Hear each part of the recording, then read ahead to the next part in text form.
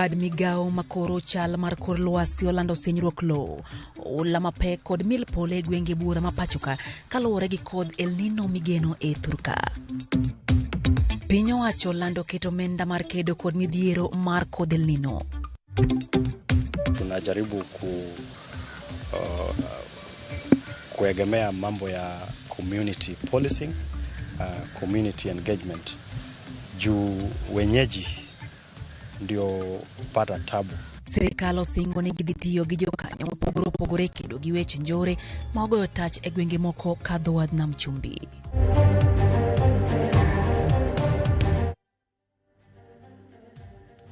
En geno mara ni riyo makare nyakurom gajwang' machiegni e chenro ni mar kagikacha waikoni weche manyien mana kuom dakika 10 kende machiegni. Nyinga Lydia Okeyo. Bad migao makoro chal mar kor lwasi olando ni pio ula, mil polo, senyruok mar lowo kod pi mamedore e aoche kod nembe dhi timore e gwenge bura kaluwore gi kodh El Nino migeno ni dhi chako chwe e thoth gwenge ma thurka. Gilando ni pio ula biro mako gwenge mag nam chumbi, Nyanza, South Rift kachiel kod rombe karabombe ma ok oloso ula makare. Kamano bende senyruok mar lowo biro bede gwenge mag Homar Okak, mil polo lan ni nyalo mako gwenge ma Kisii, Kisumu, Nandi, Kakamega kod Bungoma. Jopiny bende onyiso beda kicha ne aoche kod nembe mamuomo ka gwenge ma otuo bende nyalo bedo kod det bonyo. Gimedo ni kodhno biro budho kuom kinde dweche 2 kata dweche 3. Korom gajwang' ikruok dhi mbele ahinya kotenre kodho mar El Nino ka bende nitiere romo ma otenre kod ikruok ma kamano kama counties olando keto thenge bilion 8 ma konyo midhiero mar koth mar El Nino. Kokalo kuom jakom margi Anne Waiguru giwacho ni kodhno nyalo rocho chenro e counties maromo 23 ka koro giseno kuonde ma masira nyalo wuoke. Moyangi romo timore kinja lup jatend piny Kenya matwake ikruok ma piny oseketo ne kodh El Nino. To those living in low-lying and flood-prone areas to move to higher grounds. On the other hand, we would like to urge our farmers, especially those with grains to harvest, and store their produce early, and where possible, sell to those who are willing to buy. This will minimize post-harvest losses.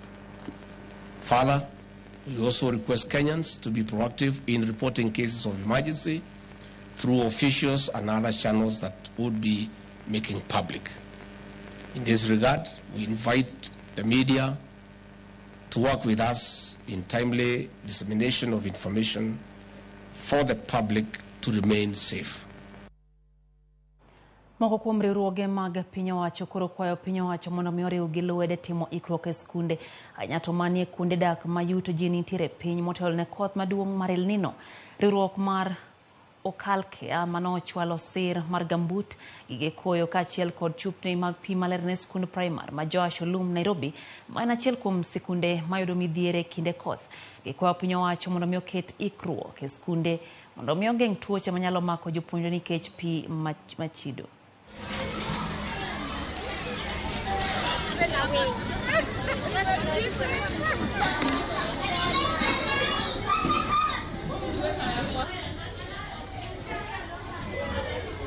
Imagine ni koth kochwe to nyathi wuotho e sewage ma no burst. Ingeni Kibera kata Lang'ata sewage margi is not okni kare.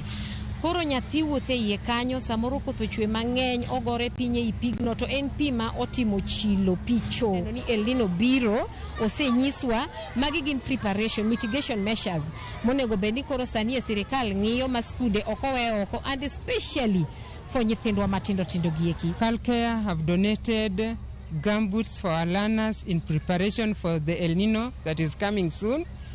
They have also donated sweaters for our learners and water bottles. We have very few toilets and it is so much congested. When it comes to rain, it will be even blocked and it will flood all over and it will be very risky for the health of our learners. So I want to request our government if they could do something about the sewer line so that in case it rains, it doesn't overflow. Chenro mar yango pande manyien manyasani midendo ni Maisha Card ibiro tim chieng' wuok tich mar juma mabiro e kaunti ma Nakuru. Migao mochung' ne ndiko oganda chano yango pande mabende ibiro tigo de choko nonro te mag Jo-Kenya e yor lony manyasani. Ero manoyo jodito opogore jagore bwo migao mochung' ne ndiko oganda Julius Bitok wacho ni chenro mar ndiko oganda ibitime kidieny ka kidieny ma ok e galamoro. Ka Bitok wacho ni ok bichuno oganda mondo mi ondikre, kata kamano oloso ewi ber ma oganda biro yudo ka gindikore ne opande manyasani.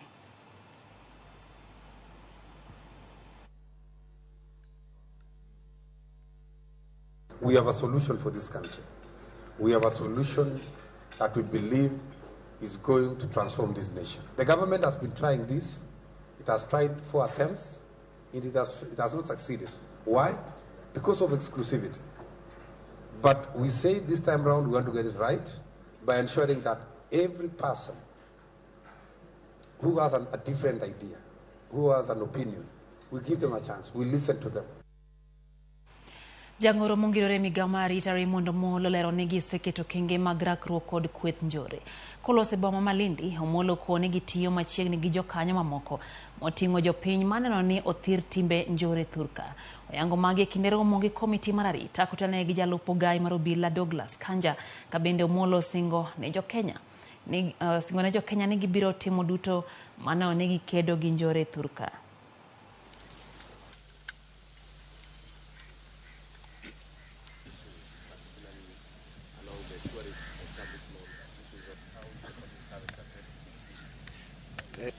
I want to encourage the communities in this area to continue working with the police so that issues on matter of security, issues affecting them on matter of security are taken care of by these commanders who are here.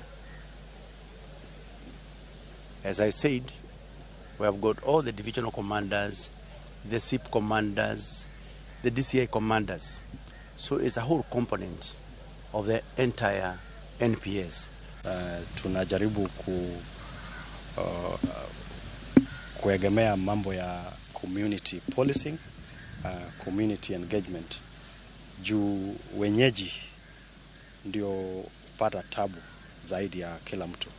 Na hao mara mingi huwa wanajua ni nani anaishi wapi na nani anafanya biashara gani na ni nani pengine anachochea raia.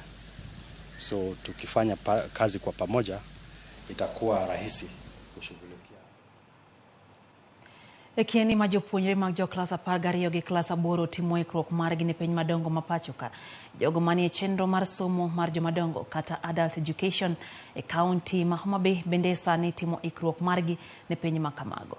Kanisa mar Pefa mayudre boma ma Homabay en achiel kuom kuonde ma ichiwe puonj ma jogo madongo madhi timo penj mar klas 12 mar KCSE magin ji 14 kod moko 3 madhi timo penj mar klas 8 mano mar KCPE nitiere. Moko kuom jogo manie chenro mar somo jomadongo gin jogo manoweyo somo higni mathoth mokalo kaluwore gi nok mar school fees kata omenda mago mag somo kod midhiero mamoko mane gikaloe mane mono gidhi mbele gi chenro gi mag somo. Na onge fee, but all along aduogo Ramogi is a friend of mine utiyo Huduma Center en mano advisor mondo adoge school. Koro kana adok na bet enrolled en sana soma ditimo form 4. Wan gi teachers giso puonjowa maber, though challenges to nyaka bedi, but gin kor school to wan maber. Sometimes ngato kaka an najisimamia, yani aonge ngata dak kenda, adhi teach, adhi school at the same time. Or sometimes ayudo kata yudo books tek. Adwa ni mondo ang'e somo kendo ang'e ndiko, ang'e kama nyalo dhi ka somo. Mane mokela maduong'. Nabiro nawe school chon, koro ka luwore gi ngima masani to nego beni ng'ato ka ng'ato ng'i somo. Koro emomiyo abiro ka mondo mi puonjra somo gi ndiko. Emokela kama duong'. Wapuonjo ji, nitie jok mano drop out e school, nitie jok mano koweyo school mana nikech namna ma ginyalo somo go onge. Koro nikech gi through ministry gikelo program mar adult education. Koro wan kaka jok ma tero oteno mbele mar somo mar jomadongo. MCA ma Sigomre Andrew Omwende osingo mar chwalo ng'ure od bura ma kaunti ma Siaya kodoro ni migawo mar somo yang gino momiyo pok ikawo okang' e wach masinde ma chojo chenro somo e kuonde tiegruok machiwo somo mag tije lwedo ma Mung'aw gi Chunga. Omwende nono gi gino ma omiyo tend kaunti no ka okale migawo mar somo pok odonjore e wachno ma chojo chenro mag somo ne jopuonjre skul no. Jalup ruoth ma Madungu Steve Ndonj opuoyo okang' ma okawo gi jatelo no madhi neno ni nenro mag tiegruok ne jopuonjre obedo makare kendo konyo gi chopo lek maggi. Wan kod 2 polytechnics. Mama nen Mung'aw and that is Ichinga. To some way ni gik Mung'aw or somehow from the report why don't gik Mung'aw okobedo mishandle marach. Sani koro dong mana discipline achiel kende ma Mung'aw nyalo timo as a polytechnic. But Ichinga to pod wadong disciplines madhi ang'wen. County government nomiwagi to chan tie ng'at molal kodgi. I would request county government, kendo gini I'm not taking lightly, kendo I will do anything possible mondo county government or intervene. Bongi into gigi ng'an manedilal kodgi. Currently one called TVETs man tea around one gumambo sieka to one nyaka gumagwa makoro achiel kuom gien Mung'aw Polytechnic mwadwaro mondo ochak. Koro adwa mondo encourage jothurwa gi jonyuol nyaka gi jothindwa man around. Nika ng'ato ok nyal chopo Mbusie to ma kosechak mondo nyathi yote kik bedi dala ka onge any technical knowledge ma en go to gigi to wan go around ka. Kapod wantere kaunti ma Siaya, piny owacho mar kaunti no kokale bad migawo mar limbe oyango okang' mano mar jiwo limbe kaunti no koting'o limo moko kuom miere e kaunti no. Jatend migawo mar limbe kaunti ma Siaya Angelina Oduor okoni okang' ma kamano osepuodhi kod buch jotend migepe ma kaunti kendo igeno ne odhi jiwo kwan jolimbe mawuok Siaya limo gwenge mayudre e kaunti no. Kolose odiochieng' weche limbe manyo timore Kamzungu e sub county ma Bondo, Oduor okoni osegiseyango miere 22 ma jolimbe nyalo jote kolero ma biro jiwo kido kod timbe oganda Luo. Kine nyasi no manyo yuore kod moko kuom jotend migepe sirikand kaunti ma Siaya, Oduor onyiso joma dwani miechgi otigo mag jiwo limbe kaunti no mondo mi or kwayo mondo mi opuodhi. Within the county government of Siaya, and I can say we are delighted as a department. It is a milestone for us.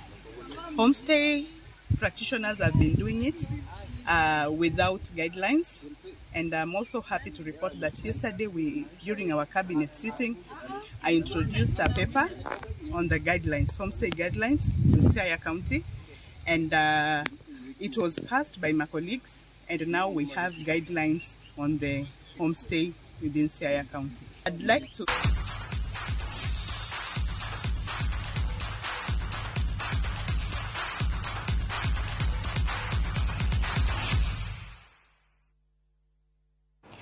Machiegni paw tuke, Reis Nelson nomiyo Arsenal gol makende tugo mano otugi e kindgi kod Brentford Orino otieno manyoro e okombe